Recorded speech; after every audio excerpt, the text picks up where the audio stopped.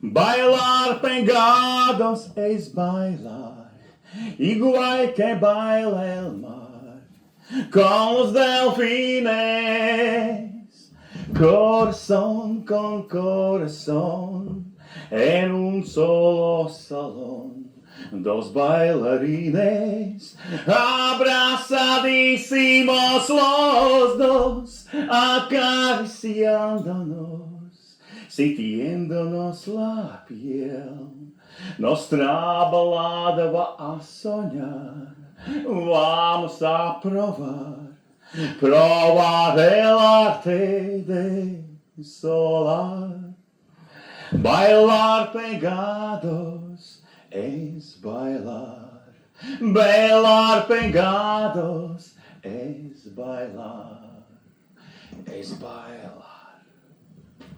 Vai tā ir slavenā Sandra Kijopa balss atkal Latvijā? Jā, pirmo reizi, vai ne kaut kā es par šitiem visiem gadiem. Latvijā nav skanējis Kijops?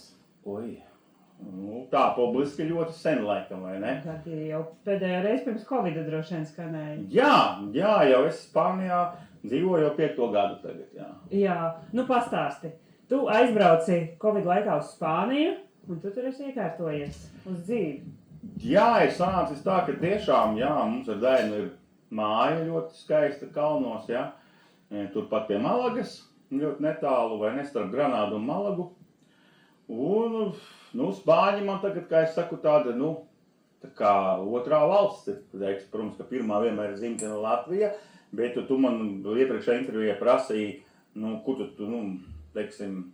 tu dzīvo īsti vai kā, ne, protams, ka, kas ir tieši tagad tava valsts, tā ir Spānija, tā kā, te ir dzimtene, kuras atbraucis esi, jā. Bet tu esi atgriezies Latvijā kā viesis vai uz palikšanu? Vairāk vai mazāk kā viesis, protams, tagad, jā, bet jā, arī, man šeit varbūt ar laiku vairāk koncertu būs vai kas ir tā, tad, varbūt ne uz pilnu palikšanu, bet, uz darba režīmu es pilnīgi atbraukšu, jā, bet, tā vai tā, protams, ka, dzīvojot Spānijā, ir tā, ka, pierod pie tās valsts, un tā tiešām ļoti skaista valsts, un, tur tā nevar viņu tā vienkārši pamest, jā, un tā kā, saku, man divas mīļas valsts, tagad Spānija un Latvija, vai ne? Vēl pirms tiem 5 gadiem, pirms Covid, es atceros, tur visi mēdī bija pilni ar taviem izlaicieniem, taviem skandāliem. Tagad šos gadus tāds klusums. Kas tur Kijopa īsti nav dzirdēts? Pastāst, kā tev par šiem gadiem tā Spānijā ir gājis, vai tiešām tu esi nomierinājies? Nē, kā lai tu saki, nomierinājies, varbūt es neesmu, ja. Vienkārši ir tas, ka, es neesmu Latvijā pie saviem faniem, vai kur ir tas tāds, kā es arī, kad dziedāju tagad Spānijā, ja. Bija koncerts mums kopā ar Gundi Veitu un Lari Vētu, bet tas bija tā kā, latviešu valodā Barcelonā Spāņiem, ja, un lai Spāņi iepazītu mūsu kultūru, ja. Tur es, protams, ka spēru un viss bija kārtībā, un tur atkal bija mani latvieši klāt, un viņi atkal visi tikai pilā joga, un visi kliedza, un tas bija tāds baigi ideāli sajūta, ka tu jūti, ka arī Spānijā, labi, tie nav Spāņi, bet tie latvieši, bet tāpat tanī valstī, visi kliedz to pašu pilāžogu, visiem vajag to pilāžogu, jā, un es neesmu nomierinājis, vienkārši, es saku, ja es tā vairāk dzīvošos pa Latviju, es atkal būšu niknējis Kijops un tā, varbūt, jā, ar gadiem kaut kas tā mierīgāk vai kā, bet es jau domāju, ka vairāk vai nē. Vismaz tu, kā teici, es baigi neesmu izmainījies. Pirms tiem 5 gadiem es atceros, tu pamet Latviju, tāds diezgan bravūrīgs, jau paziņojot, ka Latvijā tev vairs nav ko darīt jau, kad viss tev tagad tikai Spānija. Kā bija tā iedzīvošanās Spānijā, vai tev tur pieņēma sagaidīja atklāstām rokām? Es pateikšu tā, ka nevienā svešā valstī neviens tam nesagaida atklāstām rokām.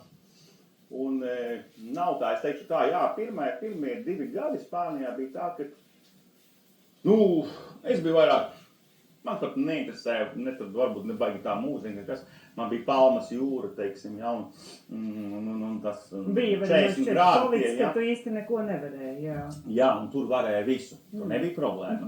Mēs kāpēc arī aizmukām, es tur baigi neiedziļināšos, bet tāpēc, ka Latvijā es pat, teiksim, es nebiju potējis, es nevarēju veikalā priekšā, ja. Ar Spānijas aizbraucu, tur nebija problēma, tur viss, tur nevienam nebija nekāda problēma, ja tur neviena nepiespieda, gribi, nē, ja. Te bija grūtāk, un Dainai tur, es saprotu, jau bija bizness.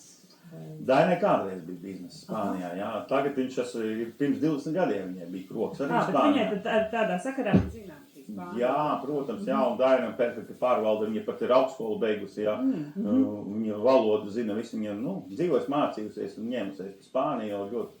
Cik uzgājieni ir bijuši? Tas ir 3. uzgājiens ar mani tagad, ja, Spānijā. Tad jums jau viņai tā bija kā tādas otrās mājas, kur jūs Jā, attiecīgi tāpēc arī tā, aizbraucāt. bet es tomēr biju tas iniciatīvs, ka vajag mums uz to Spāniju, vajag, jā.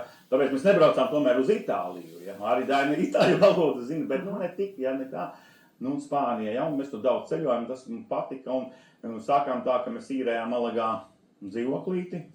Jā, tur ļoti grūti vispār atrast kaut ko, ja tā visu sāk. Nav viegls starts. Tur nekad laime zeme nav kā turistam, tur ir viss perfekti. Jā. Bet līdz ko tu sāc dzīvot, tur Ar visām Dainas valodas zināšanām? Ar visām to, ka Dainai valodas, ka viņai visi papīri, lai viņai visi patiks. Tev, teiksim, ja tur nav individuāls apliecības, tu pat gāzes balonu nevar paņemt, ja, Spānijā. Tā kā, man teiks, viss ar tagad tas ir, bet mums ir tikai laika gaitā, es to sataisīju. Dainai tas jau 20 gadus. Jā. Mēs nekādu dzīvokli neizīrētu. Tur, kā turists, tur līdz mēnesim izīrētu. Nav problēma, ja? Bet neko vairāk.